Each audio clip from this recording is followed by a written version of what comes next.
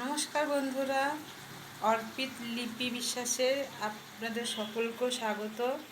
তো আজকে আমি কি রান্না করছি সেটাই তোমাদের সাথে শেয়ার করব। তো চলো। আর এখানে তো প্রচণ্ড গরম পড়েছে, তোমরা হয়তো দেখতেই পাচ্ছ আমার মানে ঘাম বেরোচ্ছে, টপটপ করে ঘাম পড়ছে। তো এই গরমের মধ্যে রান্না করছি। তো চলো শেয়ার করি তোমাদের সাথে যে আমি কী রান্না করছি। ফার্স্টেই দেখাচ্ছি, এটা মিষ্টি কুমড়োর ডোগার চচ্চড়ি, বেগুন, আলু, ঝিঙা, তারপরে আর পটল, এগুলো দেওয়া হয়েছে, আর একটু সর্ষে বাটা দেওয়া হয়েছে। আর এখানে করেছি আমার পেঁপে সেদ্ধ বরমাসাইয়ের জন্য। ও দুপুরেও খাবে, রাতেও খাবে, কারণ একটু সবজি বেশি খাই, তো তাই আমাকে বলেছে যে সেদ্ধ করে দিতে পেঁপে সেদ্ধ। আর এখানে আছে লাউ ছেঁচকি, ডুমো ডুমো করে কেটে আলু দিয়ে লাউ ছেঁচকি করেছি। আর এখানে করেছি ছেলের জন্য একটা ডিমের কারি, আর সকলের জন্য ভাত।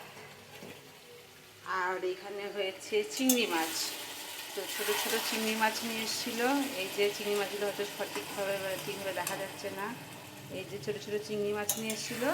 এই চিংড়ি মাছটা পেঁয়াজ দিয়ে আলু দিয়ে মানে একটু কালিয়ার মতো, ডিমের কালিয়ার মতো তো করা হচ্ছে। আর এই মশলা দিয়েই আমি এদিকে ডিমটা করে নিয়েছি, যেহেতু ছেলের মানে মাছ খায় না, মাছটা খুবই কম খায়।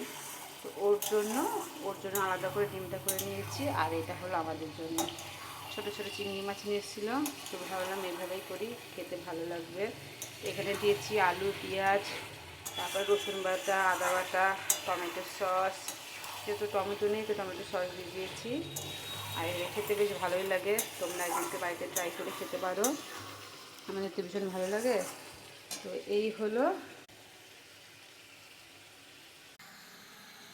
তো বন্ধুরা দেখলে আজকে কী রান্না করেছি গরমের মধ্যে। তো এখন রাখছি, টাটা।